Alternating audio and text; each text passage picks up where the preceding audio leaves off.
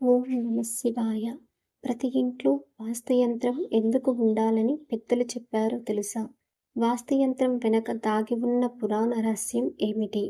వీడియోలోకి వెళ్ళే కంటే ముందు వీడియోకి ఒక లైక్ చేసి ఓం నమ శివాయ అని కామెంట్ చేయండి.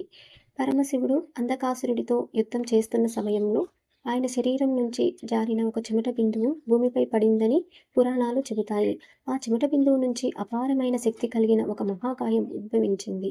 దేవతలందరూ కలిసి ఆ శక్తిని అదుపు చేసి భూమిపై స్థిరంగా ఉంచారు. అతడే వాస్తుపురుషుడు. అప్పటి నుంచి ప్రతి ఇల్లు, దేవాలయం, కార్యాలయం నిర్మించే ముందు వాస్తుపురుషుడిని ఆరాధించే సంప్రదాయం ఏర్పడింది.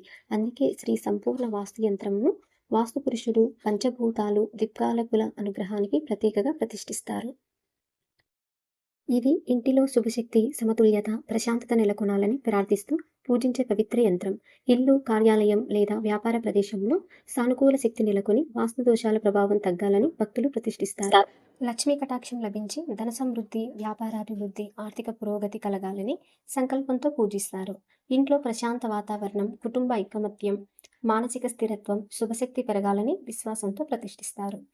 సనాతన ధర్మ విశ్వాసం ప్రకారం వాస్తుయంత్రం అనేది శుభ సంకల్పానికి, దైవస్మరణకు ప్రతీకగా భావించబడుతుంది.